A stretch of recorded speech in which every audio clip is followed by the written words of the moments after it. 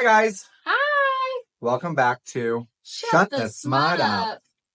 So on today's episode, we are bringing you guys a review of Unbreaking by L.D. Waters. If you've seen our other previous video, we did do an unboxing of this. We each got copies of this book from the author. They're beautiful. Correct. To support her on her TikTok shop. So, what did you think? So the artwork really fucking gets me. Hands down. 10 out of 10. Artwork is 10 out of 10. Yeah. The book, I'm going to give it a 4 out of 5. And the spice level, I'm going to give it like a 0.5 in my opinion. I'll be like a 0.5 to a 1. Maybe. That's fine. What did you rate the book though? 4 stars. 4 stars? I'm in agreement with that. Yeah. I really thought that there could have been a little more. I really wanted a lot more sex. Well, who doesn't? I felt like it was a good lead up to it. Oh, yeah. And I feel like it's a really good introduction if you've never read anything smutty before as well. Don't you think? I actually think this is kind of a good beginning book to get into to fantasy. To fantasy, yeah, to romantasy. Yeah. This would be a really, really good introductory book to the I feel like this genre. is something that I would definitely recommend to people. I liked the story. It was a very interesting concept, and it was really cool to be reading and have the artwork throughout. You don't get that a lot. You don't, and the artwork really gives the story that extra boost, right? Because you get to see what they look like. You get to see certain scenes in the books. So it just really elevates the story. And one of them, you get to see a lot of the scene. We love it. But what I really loved about this book was the element of her saving a fae. Yeah. Him gifting her a gift, right? But it's not actually a gift. It ended up being immortality. Yeah. So wasn't what she asked for. She just basically wanted a happily ever after. Yep. And it ended up being just immortality. And I really thought that was really interesting. Mm-hmm.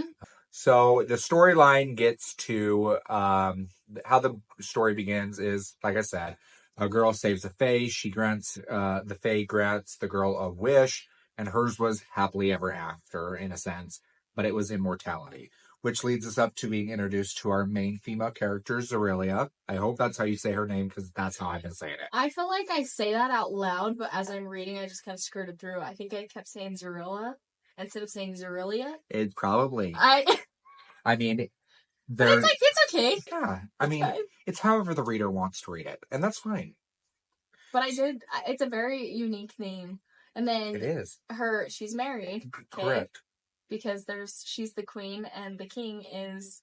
So you have Zerelia here, and she's married to the king, Emilian. Yeah. I think that's how you say it. It's spelled E and then million. So a million, I would assume. Yeah. I feel like that's how I said it in my head. And then Calstar is the fae. Yep. And what did we both keep kind of calling him in? Callister. My brain instantly seen Calstar, but it seen Callister. Yeah, I feel like I read, as I was going through, that's how I read it too. And I didn't even realize I was doing that until you mentioned it. It's like, we're not like at all. I know. Weird. But, so in the book, Zerelia and Emilian are married, and they hate each other. That's really how the book starts. But why, did I kind of like it? I was like, he's a dick, but it's funny. You start out this book, and you're kind of laughing. Oh, for sure. He's just he's this man whore. Yeah, he's banging around, and she walks in, and she doesn't even care. And then what does she do? She's like, are you finished? And then she gives each of them names. Yep. All the different women, different, nicknames. Because she's like, I can't remember their names. Rosy Cheeks, Plump, or something. Who fucking knows? Oh my gosh. Just funny. And their banter was so great that I really wanted them to hate fuck each other. I know. Which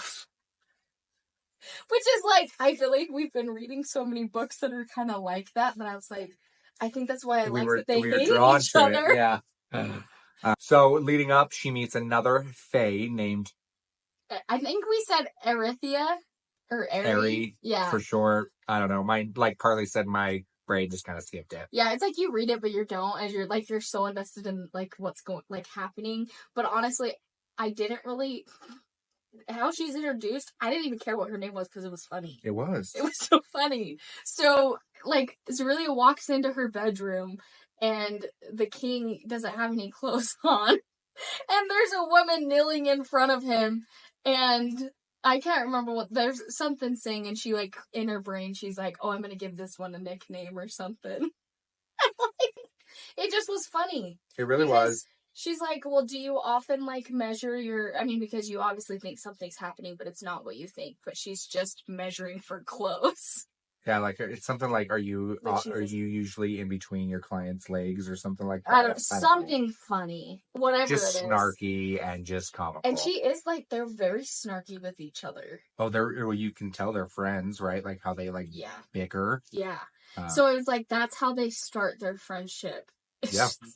Like, and she's like, oh, I kind of like her. Well, I mean, after living 500 years, she's lonely. Because she ain't got anybody. You know what I mean? It's not like she's freaking doing anything with their husband or their friends. He just, like, throws these women in front of her just because he knows that it irritates her. Like, he thinks that it irritates her and all these things. So they create, like, a friendship and everything, and so that's interesting. I do feel like their friendship flip-flopped a little bit. I would agree. I kind of felt like Zerulia kind of took advantage of her, right? Yeah. But then it's like Ari or Ari, however you want to say her name, kind of was like a little bitch about it, though. Yeah, I agree. Women. That's women. For you. Like, we're not sexist. But it's just... But it's just one of those things where there's certain things that happen in the book that she just, like... They help each other, but then they kind of backstab each other a little bit. And then there's always kind of an under... Bitches. Yeah, they're just kind of being bitches. Bitches. They're mean girls. Yeah, and so, like, there's these things and you love, like, Zerulia. Like, you really like her because she'll do, like, some super kind things. But then all of a sudden she'll do something that you're like, oh, that's kind of selfish. Like, you're really thinking of yourself. And she kind of is selfish through the book, right? Yeah, but after...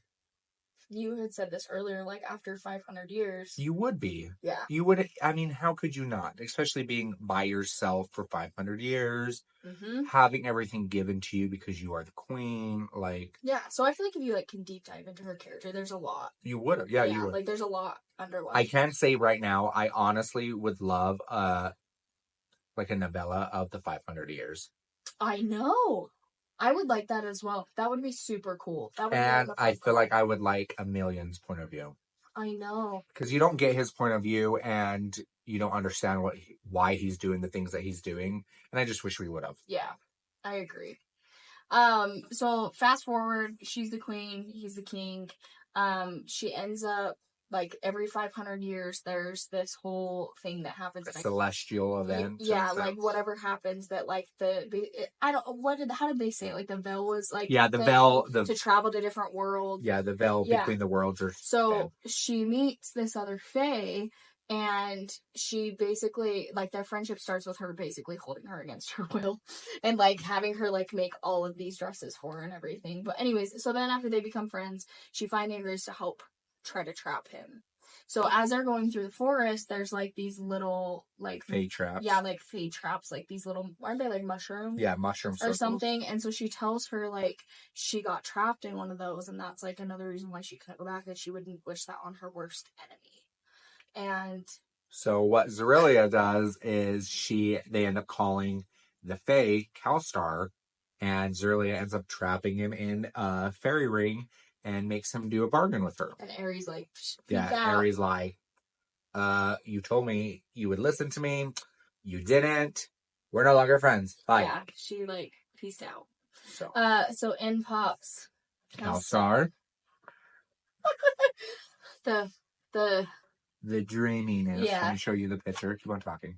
Anyways, so he's, like, immediately, like, I think she ends up calling him, like, a peacocking, like, fae or something, because he's just very, like, and I think she says something about him being the most beautiful man, like, she's ever seen. Yeah. Or whatever, and she's like, okay, like, so she decides to play, like, a victim, like, she's, like, and she's feeding into his ego about, like, that he's just like, oh, hello, like, I won't hurt you, like, saying all these little things, and she's trying to be, like, this calm, collected, like, queen, like, ignorant human.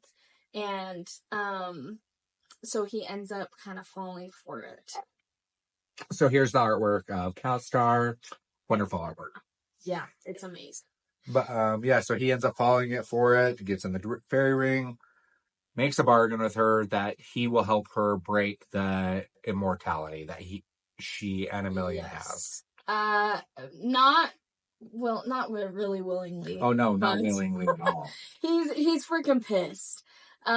He tries to trick her a couple times to get himself out, and time works differently. So it's a fun, interesting like concept. I think I liked that a lot. Yeah, I would have liked a POV of that. Like, what happened? Like, how long was it that you were? You know what I mean? I think he said it was a few hours, even though it had been like, you know what I mean, like just like seconds for her. Yeah. Bargain is made, and he's got to help her break the curse. It's called a Nexus band, and they each have them around their wrists. So, which slightly gives me favor and Reese vibes. Correct, yeah, because the whole tattoos, the bond, and shit like that. So, so they go and they start researching everything. And CalStar has a mind of his own, where he is also wanting to betray her. CalStar's got his own agenda, and he is going to have help by Ari that comes back into the picture. Because Ari, he ends up talking to Ari about how she trapped him in there, and so she's pissed. So she ends up kind of being like, okay, I'll help you. And she's also scared of him because he's a high fae. Yeah, he's a higher fae. And she's only an ash fae, and she doesn't have her powers because she does not have her heart, which we did forget to mention. So CalStar has made a deal with her. You help me break the Nexus bond, I'll help you get your heart back. So it's like a plot within a plot. Correct. So earlier, Carly was saying how you see Zerillia have like this really selfish, but then she's got these really great sides. And I really think you see her with the orphanage, right? So she has this weird, creepy fucking priest, three-haired priest, right? Yeah.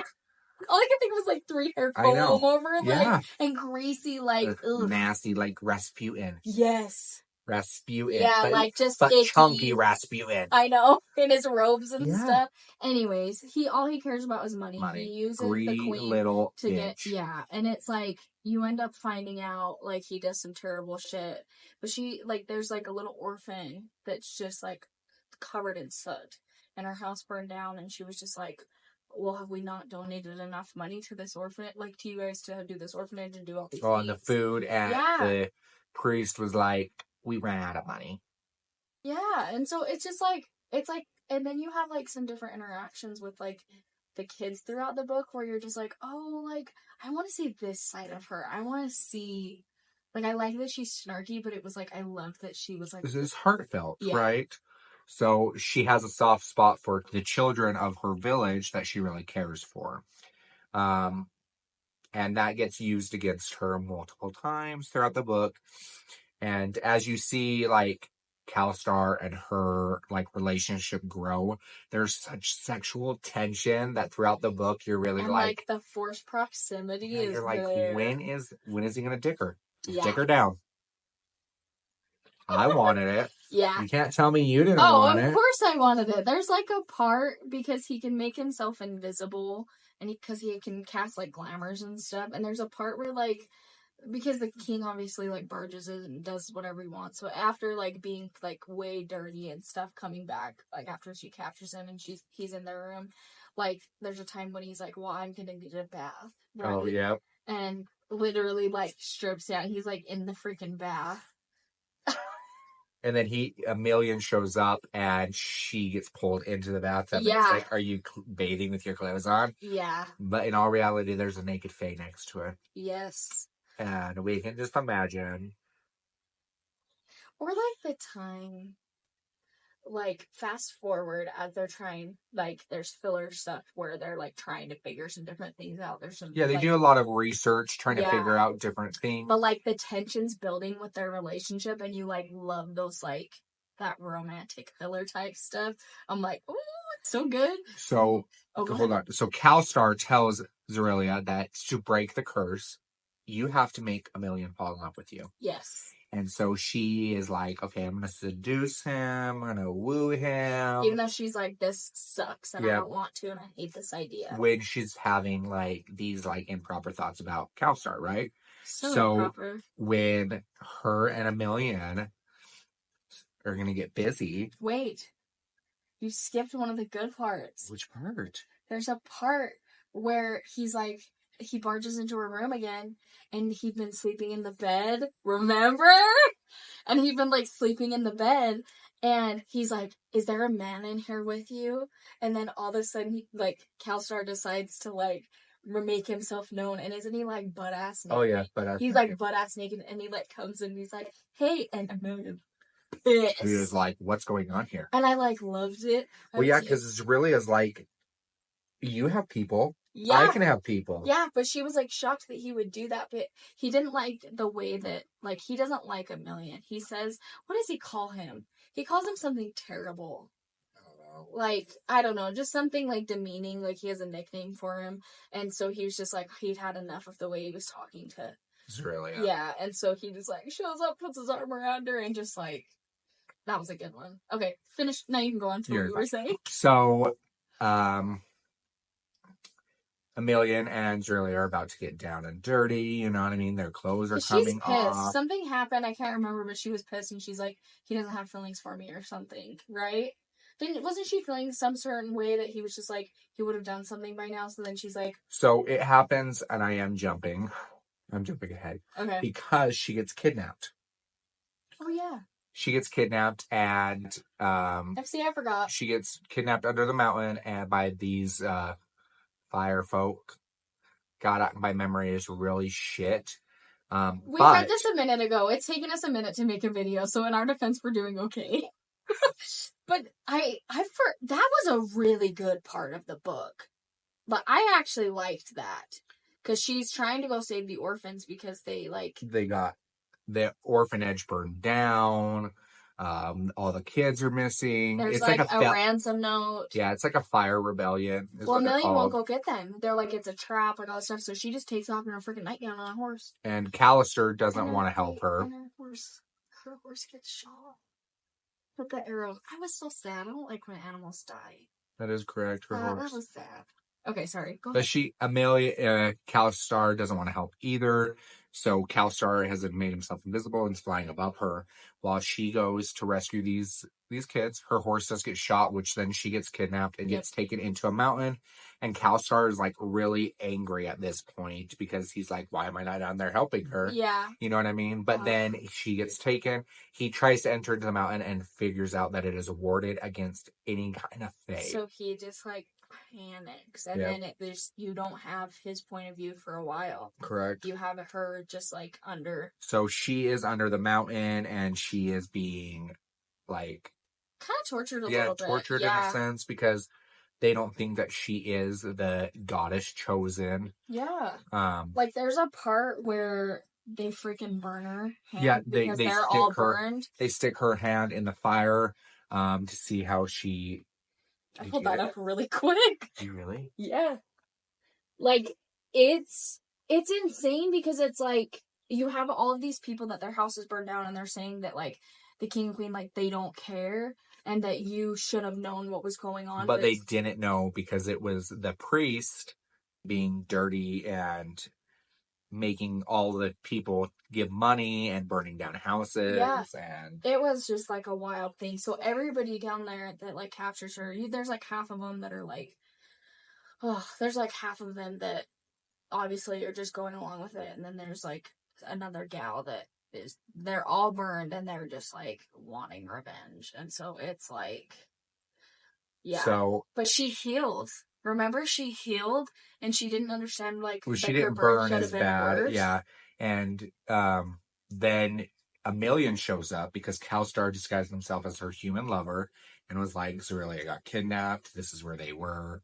Yeah. So Emilian shows up right before she gets sacrificed to the goddess. Zerelia doesn't know this at this point. That correct. It was CalStar. Yeah. She was thinking it was all Emilian, right? So she's like, wow. He must care. Or yeah, like, Emilian, he must have something for me.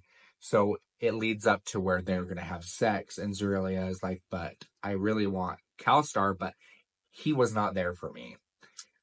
I'm like, you stupid bitch. He didn't come near me or anything. Just kidding, I understand, but. So she's going to get down and dirty with Emilian, and Calstar ends up like. He like freezes him or something. Yeah, freezes and like. And then he's like, what are you doing? Warps his mind and makes Emilian leave. And then it just builds more of a sexual tension. I really thought he was going to like devour her right then. But so did I. He halfway did. And he did halfway. Halfway? I mean, it was probably nice for her. So like I said, it wasn't no digging down. Yeah. I did think that he was just going to like devour her as well. I was like, that would have been a good. I wanted a little bit more. But I also like understand like the tension. Yeah, you have to have that tension. Yeah. So as it goes, she finds out that Calstar was actually the reason she wasn't burned badly like, is because magic into the Nexus Bond to keep her healed.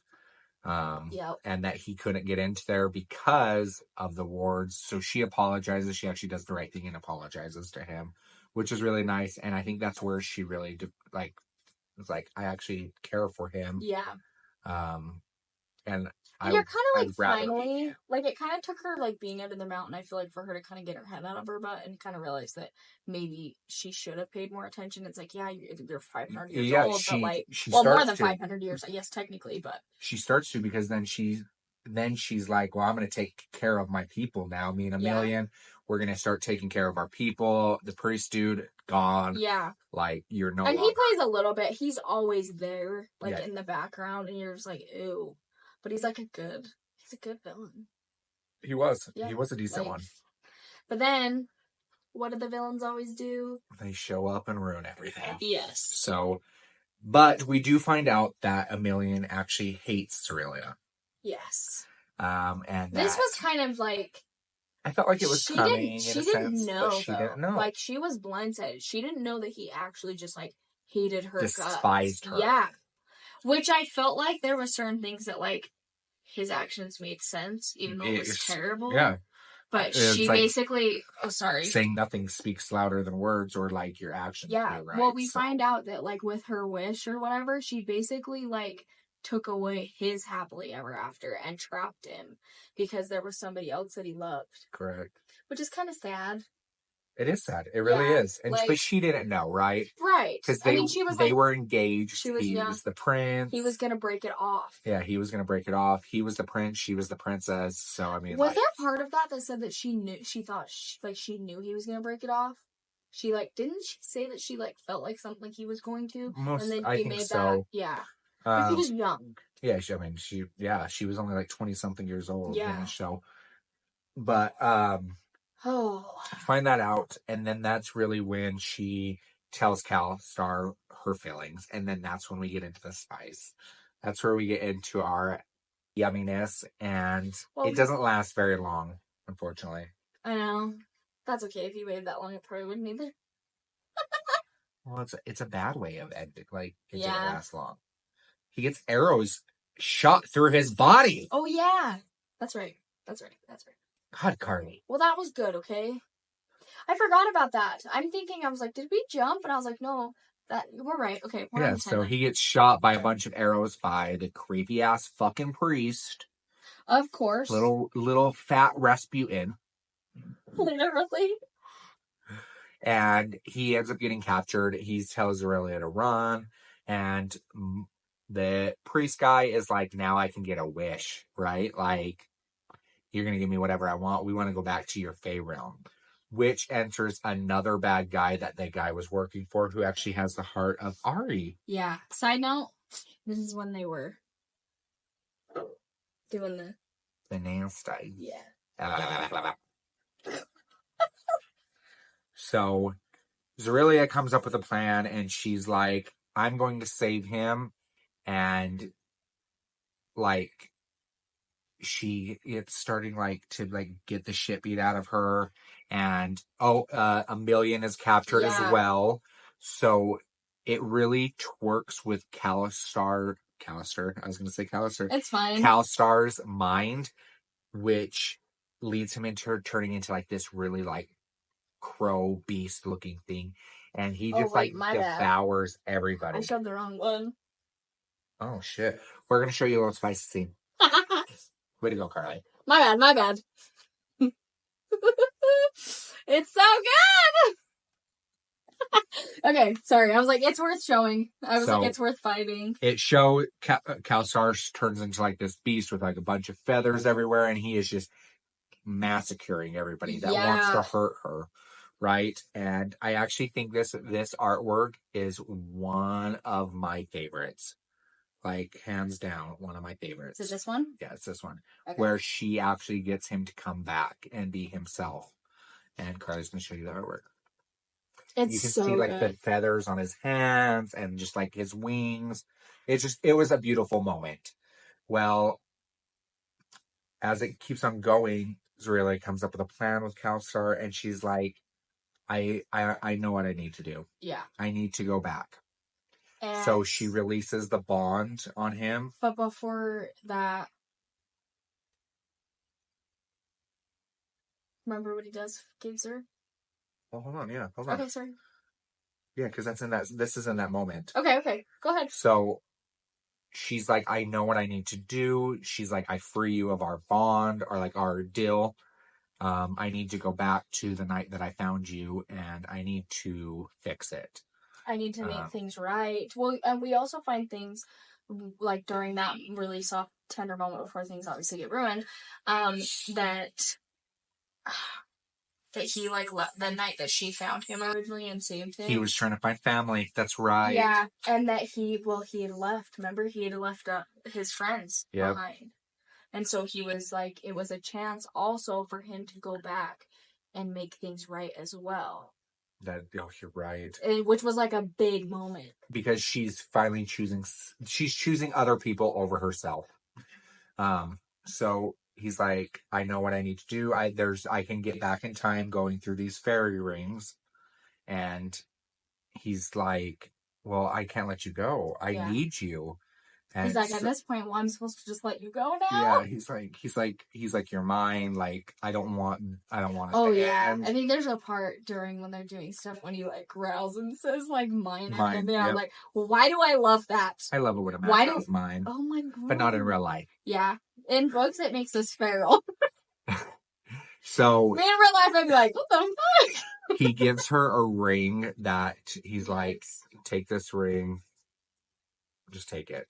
So she does. She goes back into time to the night of her engagement which is party. really kind of cool because you kind of got some more insight too, and she was able knowing everything because her memory's still there. Yeah, oh yeah, which she has memory of everything.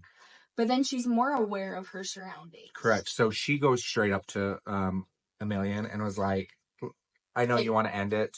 I know there's somebody else. Like, so let's stop." She like sees her off to the side. Yeah, she does it before. Emilian is like, "What do you mean?" Like, and he's thankful. He thanks her. Yeah. And he's like, I'm gonna make sure you and your family are taken care of. Like, because she's a lord's daughter, right? Yes. Like somebody, yeah. So, and then she ends up. When they're then at that point, it's like there's a friendship, like a branch of friendship there between them now, which is pretty cool, I think. Yeah, oh yeah, it leaves a branch. So she ends up going to the forest where she met Kalstar the first night, and she helps him again. And he's like, well, thank you. Like, I owe you something now, right? Yeah. Let me give you a wish. And she's like, I have a friend who's Fae and she's lost her heart. Return her heart and let her go home. And at this point, it's like full circle where you're just like, oh my gosh. Yeah. Yay. Like, I'm so glad she's getting like the time to like, because you do start to really like her character. So you're glad that she gets like this little bit of an arc. Yeah, she does get that arc. Yeah. So. But then, so he does it. He does. And then she's like, oh, here's your pin. You need this to go wherever you're going, right? He's like, oh, thank you. And then he sees the ring and he's like, how did you get that? Where did, like, he immediately, like, changes tones. Like, he's like, angry. Like, where'd you get that? And she's like... I can't remember even what she says, because isn't it his mother's? It's his mother's. It is. Yeah, like, I got stuck on that fact. And but, I think she kind of tells him, and she's like, take me with you. Pay me like, in the world. Yep. Because she's like, you mean something, obviously. I gave it to you. So take me with you and let us start. I think it's for him to go. Isn't it to go back to help them? Yeah. He's going back, and she's like, take me with you. Yeah. I don't want to be here anymore. And I think, isn't that how it ends? That is exactly That's how it ends. And you're like, I'm like, wait a minute. Flipping pages. Where's and I'm like, the next book? I know. And then it says that it's going to be this year, I think. Yep, it's going to be called Never After. Yes. And it comes out fall 2024. So I'm excited that we read this year so that we can jump into the second one. So if we're really hoping to get a Polycon tickets because LD Waters is going to be there, and we would love to meet her and to be able to support her even more. Yeah. So the artwork's like phenomenal. Oh, hell yeah. It was so cool. Like, I feel like the storyline was just so interesting. Yeah, and the ending of this, where she's going to the Fae realm, I'm like, oh, book 2 now. Let's go. And that's the artwork, how it ends. It's just like... It's so pretty. It just, like, it really is so pretty. And She goes, I loved him. She's like, I stare up at his tall form. If you take me with you, I might tell you how I got it. He's like, you want to come to the Fae realm? And she goes, yes. You don't know what you had just asked for. She's like, I've never been more certain of anything in my life. And then it says, welcome to the Fae realm, my Rainier. Yeah, Rainier. I actually was going to look up what that meant, and I'm not sure what that means now. I just realized. So. Interesting. We'll find out, though. Yeah. So. I feel like that left, it was like, it slightly tied it up, but it got you excited for what's to come. Well, it tied up a lot of the things in her world, right? Yeah. It gave her that redemption arc. Well, she's not the queen anymore. Correct. So that frees her up to be able to go do different things. And then all the villagers are never going to have to go through that. Aemilion is now free to marry who he wants. So. Because it was sad. The villagers went through a lot. So it just frees up all of that to a new world now. Because now we're going to see, I would assume we're going to see more of Kalstar's point of view. Yes, and I cannot wait for the artwork. Oh, yeah. The freaking artwork of the Fae realm. I'm ready. I'm excited to see other high Fae because he's a celestial Fae. Yeah. Right? So I'm excited to see his world. So am I. So. It was good.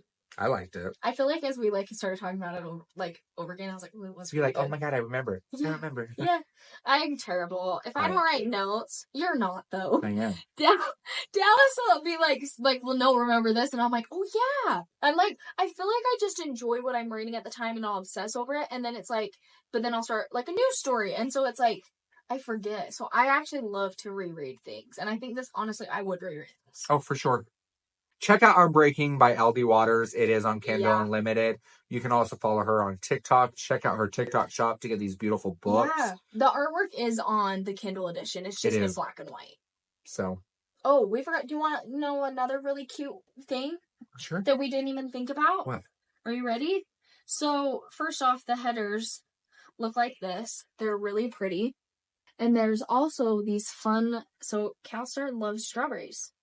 And it's like this little decadent thing that he never got to have. And so Zerelia makes sure that there's always fresh strawberries. Like the whole time. Like it's kind of like a cute little thing. So then like as you're reading the book, there's little strawberries. Really? Yeah. Oh, little shit. Strawberries. You never noticed that? No, I didn't. I forgot to talk to you about it. Oh well. But I just thought that it was cute. Just like a fun little snippet. You know. So. Anyways. Okay, well, like, subscribe, follow on all platforms. TikTok, Instagram, all the things. You have an Instagram, I don't. That's okay. So. Okay. Bye, guys. Bye, guys.